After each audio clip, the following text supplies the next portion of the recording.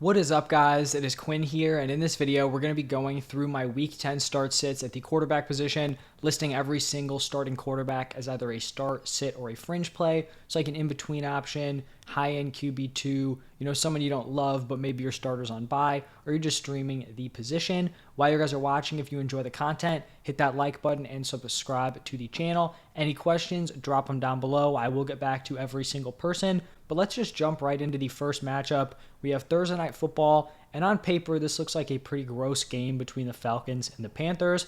Now, the first time they played, I believe, was 2 weeks ago. That game was exciting, so maybe we'll see, them run back that one. But just looking at these quarterbacks here, Mariota, PJ Walker is going to be getting the start for the Panthers. These are two guys I'm not interested in for fantasy. Obviously, Mariota would be the better option because I'm not super convinced that PJ Walker is going to finish this game. You have Sam Darnold in the mix. Obviously, Baker Mayfield's there. But for fantasy, I hope both these guys are going to be sitting or even on the waiver wire, in your normal size leagues. Now, moving over to Sunday, the early game in Germany, we have the Seahawks taking on the Buccaneers. Now, for the Seahawks, I feel like Geno Smith has established himself as a very strong week-to-week start. This isn't a Bucs defense that I'm super scared of, for Geno Smith. So I think he's a nice start this week. For the Buccaneers, Tom Brady is going to be a fringe play. Despite having that walk-off win, he obviously leads a tremendous drive down the field. This offense still has not figured it out. I don't think it's a Tom Brady problem. I think it's a Byron Leftwich problem. I think it's a Todd Bowles problem. But that's going to affect Brady because he just hasn't had the touchdown upside so far this season. The volume has been there, but until we see this offense start to click at least a little bit better, he's going to be a fringe option just based on that volume alone, but not someone who I think I can confidently start as like a top 8, top 10 tight end week to week. Now, moving over to the Vikings taking on the Bills. For Kirk Cousins, I have him as a fringe play. Kirk has just been a super solid, top 12 QB all season long. Right now, he's the quarterback 11 in points per game. So he's already in that fringe territory. This is just a tough matchup against the Bills. The Bills have allowed the third fewest points per game to the quarterback position. So not an ideal spot here for Kirk. If he's your starting quarterback, I think you're totally fine. On the other side with Josh Allen, now there is some injury concern here with Allen. At the time I'm recording this, they haven't really come out with like an official diagnosis. But if he's starting, if he is playing in this game, maybe, the ceiling's a little lower, but he's still going to be a locked-in start moving forward. If his arm is at 80%, he still has the legs. He's still going to be giving you decent passing production, so he's definitely a start. Then in a divisional matchup, we have the Lions taking on the Chicago Bears. Now for Jared Goff, he's going to come in as a fringe option. Goff had a super hot start to the season. First 4 weeks, he was looking super strong. Last 4 weeks, he's definitely cooled down a little bit. I do think this is a really strong matchup here for Jared Goff. If you look at the Bears, in terms of fantasy points allowed to the quarterbacks, they're actually middle of the pack, but they've moved, some of the top pieces off of their defense. They've gotten carved in back-to-back weeks. First, it was the Cowboys on the ground. Then it was the Dolphins through the air. So I think this game actually has some shootout potential. Two not so strong defenses, some offenses who have put together some big games. So Jared Goff is going to be a fringe play, borderline top 12 guy. And then on the other side with the Bears, there is a legit argument that Justin Fields is like a top 5 quarterback this week and probably like a top 8 guy locked in moving forward. The rushing upside has been fantastic. This is a great matchup here against the Lions. This offense looks much improved. He's going to be getting involved, with his legs, but I also think this is a game where he can give you some decent passing numbers. So I think both these quarterbacks are playable, but I think Justin Fields is a very strong start in this matchup.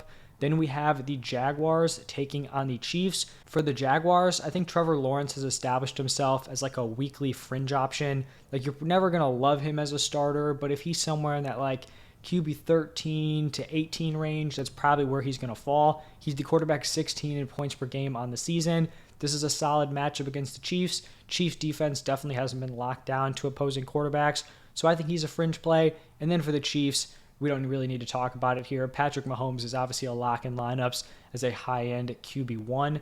Then we have the Browns taking on the Dolphins. For the Browns, sitting Jacoby Brissett. We are getting closer and closer to seeing Deshaun Watson out on the field. So I think I talked about him as a waiver wire pickup. If you are in a spot where you want to roster 2 quarterbacks and maybe your second one isn't great, probably not going to crack your lineup, if Deshaun Watson's out there, I do think he is going to be worth a pickup. And then on the other side with the Dolphins, I mean, when Tua has been healthy and, playing the full game without getting concussed, he's just been an absolute monster for fantasy. This offense is crazy explosive, surrounded with Tyreek Hill, Jalen Waddle. He's a mid to high end QB1 moving forward. Then we have the Texans taking on the Giants. Not a super pretty matchup here in the quarterback department. For the Texans, Davis Mills is definitely going to be a sit. For the Giants, I have Daniel Jones here as a fringe play. He's kind of fallen in that Trevor Lawrence range. He's the QB 15 in points per game on the season. His rushing production has been pretty solid and pretty consistent, averaging 45 rushing yards per game.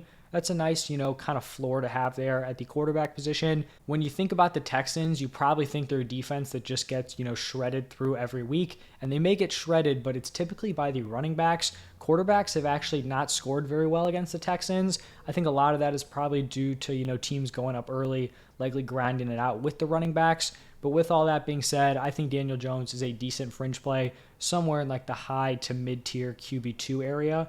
Then we have the Saints taking on the Steelers. Pretty gross looking matchup here. For the Saints, I actually have two different quarterbacks listed. So if they go back to Jameis Winston, I actually think he's a fringe start. This is a pretty solid matchup for opposing quarterbacks here against the Steelers. I think Jameis Winston has a much higher weekly ceiling. He's going to let it go a little bit more than Andy Dalton will. So I think if Winston gets the start, he's a fringe play. I think if Dalton's getting the start again, they keep rolling with him. I think he's a sit. For the Steelers, it's pretty clear that Kenny Pickett is not startable for fantasy. Then we've got a game with two sits, the Broncos taking on the Titans. So for the Broncos, we've got Russell Wilson here. Just hasn't shown any consistency. The Titans aren't a defense that, are just going to give up an insane number of passing volume. So I think Russ is a sit until, maybe they figured something out during the bye. It's possible. Am I going to be banking on it this week? Definitely not. And then for the Titans, whether it's Ryan Tannehill or Malik Willis, both of those guys are going to be sits. Broncos defense has been very, very strong. That leads us into the Colts taking on the Raiders. For the Colts, this whole team seems like a mess right now. Sam Ehlinger definitely going to be a sit. For the Raiders, Derek Carr has definitely been disappointing so far. I actually don't think he has eclipsed 20 points in the season, which is definitely concerning. I do think he's a fringe option this week, but definitely not someone who, is seen as super reliable week to week, like I think a lot of people, including myself, was expecting heading into the season. Then in the next matchup, we have the Cowboys taking on the Packers. In a tough matchup for opposing quarterbacks, I have Dak here as a fringe option. I do think the Packers defense is a little bit banged up right now, but Dak hasn't exactly been firing on all cylinders. I think he's a fringe play at this moment. And then for the Packers, Aaron Rodgers, he had been brutal all season long fantasy-wise. I still think he had been playing pretty well in terms of a real-life NFL quarterback. Then he actually gets the opportunity to have a really plus matchup against the Lions. And then it seemed like that was the game where then he kind of struggled. Obviously, one of those picks I think was deflected off a helmet. The other one was on 4th and goal. But he definitely struggled in that game. And that was a spot where he actually could have had a decent fantasy performance. So he's definitely not even close to sniffing lineups at this point. And is probably outside the top 20 quarterbacks weekly, which is just wild to think about. Even though he doesn't have a ton of weapons, you would still think he'd be, somewhere in that top 20. In the next matchup, we have a divisional game between the Cardinals and the Rams.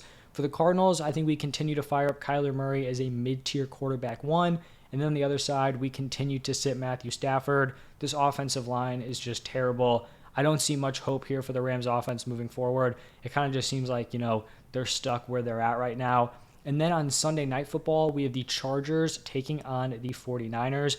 And it hurts to have Justin Herbert here as a fringe play, but I do think that's where he's slotting in at this point. I think he's going to be without Keenan Allen and Mike Williams again. Maybe Keenan Allen plays, but we've been saying that for, ever since week 2, and he's come back for one game and played, barely in that outing. So I think he's going to be a fringe play without those guys. He's only averaging 16.7 points per game on the season. This is a tough matchup against the 49ers. So just not a lot of good things, in Justin Herbert's favor right now. I still think he's a great quarterback. He's going to be a strong fantasy producer when, Mike Williams, Keenan Allen do return. But I think it's, reasonable to dock him considering he's going to be without his top two weapons if you're considering, Austin Eckler as a running back and, talking about top weapons as wide receivers. So he's going to be a fringe. And then for the 49ers, I have Jimmy Garoppolo as a fringe option. I think he's going to be somewhere in this QB 12 to QB 15 range rest of season. He has some stud weapons around him. He's just got to let these guys work. He just has to be like slightly below average, and he can deliver you some solid fantasy numbers. And then in the final game of the week, Monday Night Football, we have the Commanders taking on the Eagles. For the Commanders, I'm going to be sitting Taylor Heineke. And then for the Eagles, as expected, I'm definitely going to be starting Jalen Hurts as a high-end QB1.